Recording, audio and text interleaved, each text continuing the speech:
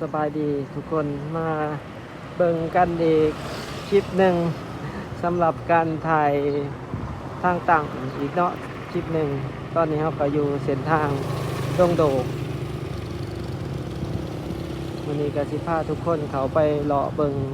เขตมหาวิทยาลัยแห่งศาสตร์อีกเทื่อหนึ่งทุกคนพาทุกคนเบิ่งด้วยมุมกล้องของโทรศัพท์เฮาทางต่างเนาะนี่ก็เป็นบรรยากาศอยู่ทางหน้ามหาวิทยาลัยแห่งศาสตร์ทุกคน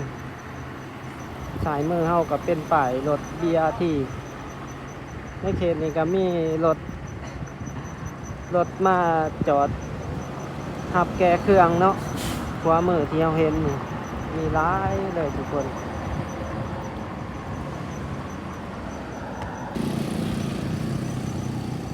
ทางสายมือเฮานี่เฮาสิเห็นว่ามีห้านค้าหลายอย่างทุกคนนี่หลากหลายอย่างตามแคมทางป้ายรถเมล์ BRT ในเขตนี้ก็ยังหลายป้ายที่ว่าบ่ทันแล้วทางหน้าเฮาก็เป็นสีแยกไฟแดงมอซ่อเนาะที่เขาเอิ้นกันเดี๋ยวซ้ายก็ออกไปเขตเส้นทางคำฮูสายมือเฮานี่ส่วนใหญ่สิเป็นห้านโทรศัพท์ทุกคนมีหลายมีแต่ห้านขายเครื่องไอทีโทรศัพท์ต่างๆมื้อนี้ก็สิพาทุกคนมาเข้าทางนี้เนาะเส้นทางเขามหาลัยแห่งศาสตร์มันก็มีหลายทางเขาทุกคนมื้อนี้ก็พาทุกคนเข้าทางนี้เนาะเลี้ยวขวาทางวิทยาลัย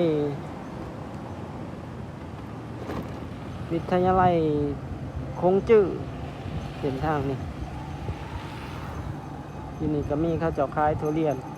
ช่วงนี้ทุเรียนมาหลายอยู่เวียงจันทน์นี่ก็หลายข้าวเจ้าขายขวามือเฮานี่ก็เป็นวิทยาลัยคงจื้อทุกคนคงจื้อเป็นวิทยาลัยมิตรภาพลาวจีน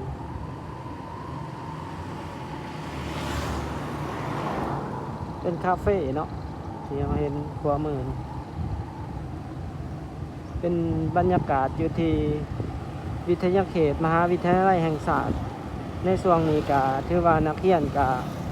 เริ่มกาเกี่ยมที่จะสอบเซ็งภาคเนาะไก่ที่สิเข้าสู่ช่วงปิดเทอมเดือน7เดือน8นี่ก็ถือว่านักเรียนบ่ว่าสิเป็นวิทยาลัยแห่งศาสตร์แล้ว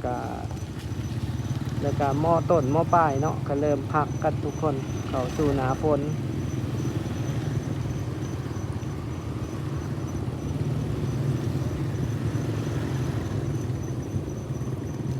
เป็นบรรยากาศของนักเรียนนักศึกษาอยู่ในเขตนี้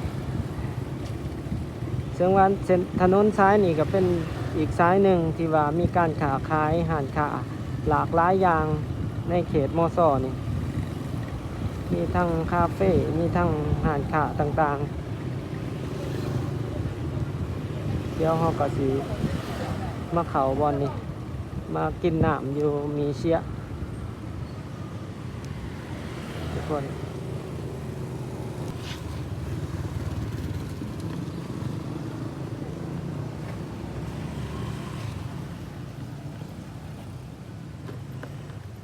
ทั้งหนาเขาเป็นบอล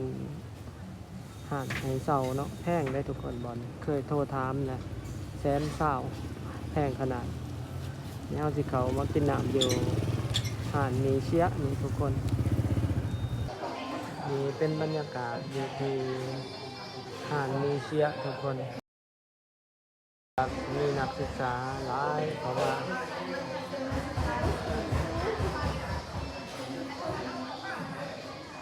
เขาก็มานั่งกินครับพาทั่วเลาะเบิ่งกันต่อทุกคนบรรยากาศอยู่ที่มอซ่อหรือว่ามหาวิทยาลัยแห่งศาสตร์ ในช่วงนี้เป็นช่วงที่นักศึกษาไก่จะสอบเซ็ง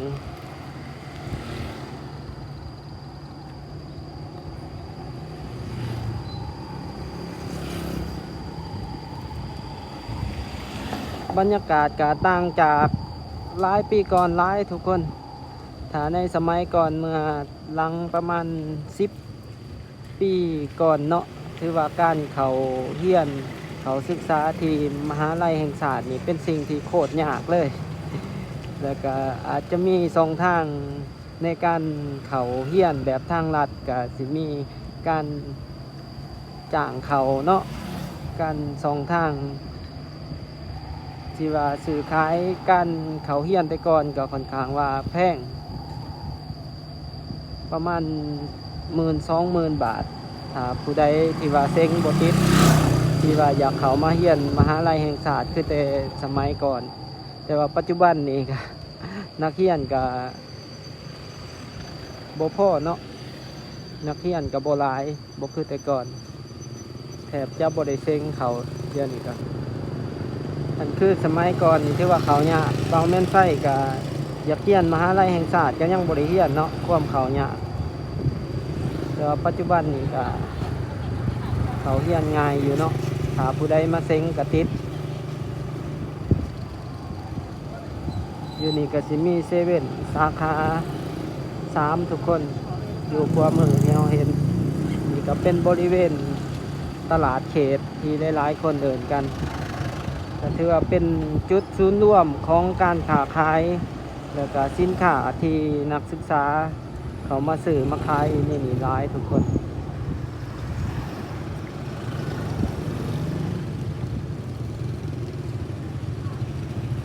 เนาะ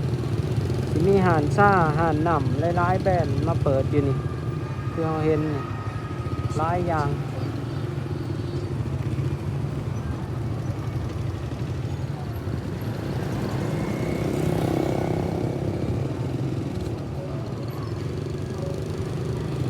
มีอาหาร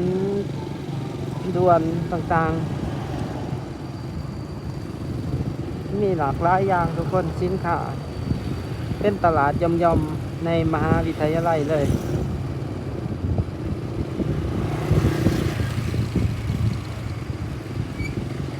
แต่ก่อนนักเรียนอยู่นี่มีเป็น2-3 หมื่นเนาะแต่ก่อนสำหรับอยู่ในนี่เดี๋ยวนี้นะจะบ่ถึง10,000นักศึกษา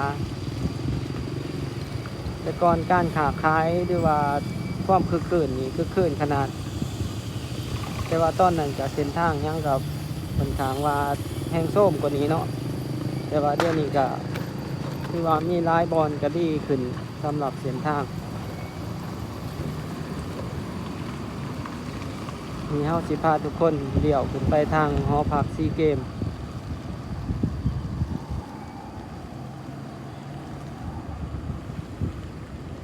แล้วก็เป็นอีกเขตหนึ่งที่ว่าค่าเช่าของการเช่าที่ในเขตนี้ค่อนข้างแพงเลยทุกคน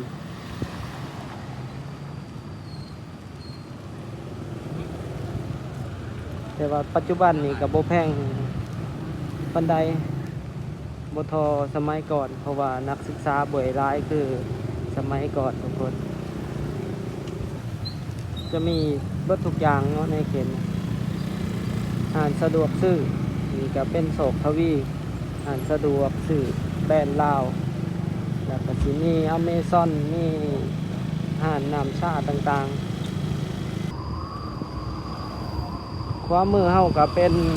หอพักซีเกมทุกคนดังที่เฮาเห็นเนาะ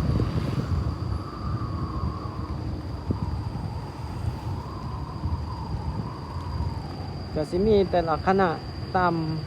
สายทางนี่มีหลายคณะการเรียนขวามือก็เป็นทางเขาหอพักซีเกมทุกคนเป็นหอพักที่ว่าก่อสร้างในตอนที่ลาวรับเกียรติเป็นเจ้าภาพซีเกมเนาะนักกีฬาก็มาพักที่นี่หลังจากแล้วกีฬาซีเกมแหละ เพิ่นก็ได้มอบส่งต่อให้มหาวิทยาลัยแห่งชาติเป็นผู้ดูแลแล้วก็กลายเป็นหอพักนักศึกษา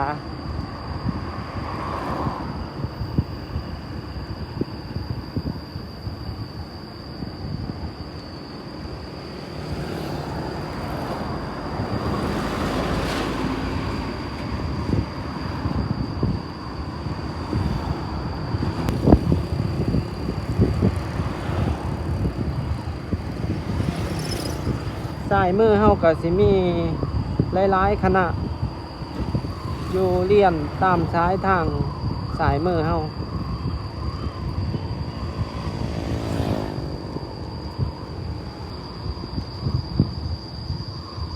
เดี๋ยวสิพาทุกคนเข้าไปแถวเขตคณะการศึกษาในมหาลัยแห่งชาติเนาะ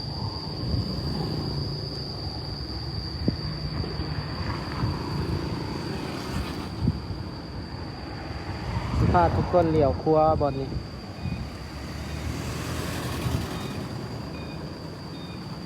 ขวามือเฮาก็สิเป็นสนามกีฬาของมหาวิทยาลัยแห่งชาติเป็นสนามที่มีอัศจรรย์บอลนังคักแน่เนาะสิเลี้ยวพาทุกคนเลี้ยวสายบอลนี้ทุกคนบอลนี้เป็นบอลจอดรถจักรสายมือเฮาเดี๋ยวเขามาเบิ่งอยู่ในเขตในห้องเรียนของวิทยาลัยแต่ละคณะนี่เป็นทางเข้าทางขวามือเฮาตรงนี้เป็นทางออกนี่ก็เป็นบรรยากาศอยู่ในมหาลัยแห่งชาติช่วงนี้ก็ฝนตกหญ้าก็เริ่มขึ้นเนาะจากที่เราเห็นนี่ซื้อไปผุ่นกับโรงอาหารเดี๋ยวสิพาทุกคนเดี่ยวสายเลาะเบิงคณะการเรียนทั้งหน้าทางขวามือเฮานี่ก็สิเป็นคณะอักษรศาสตร์ทุกคนฝ่ายเนาะคณะอักษรศาสตร์นักเรียนมีเขตโรงเรียน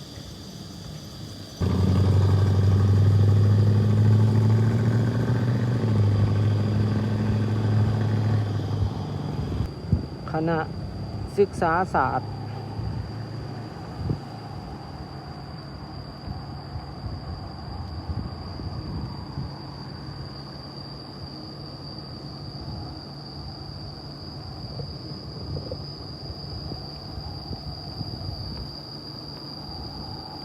บรรยากาศก็เงียบๆเนาะ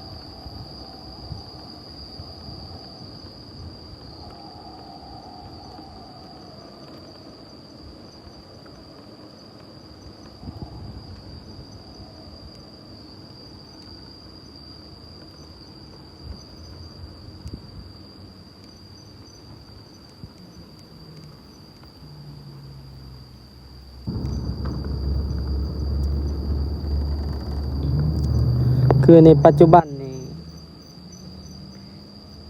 จบออกมานี่ก็หาเวียกยากแน่แล้วก็วัยหนุ่ม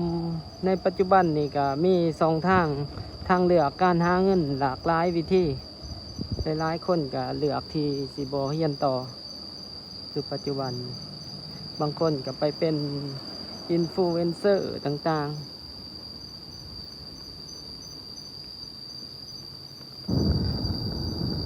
แต่ว่าบางคนก็มักในการศึกษา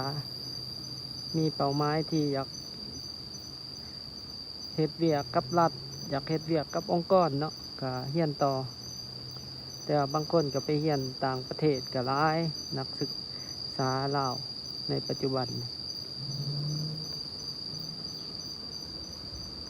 ก็เป็น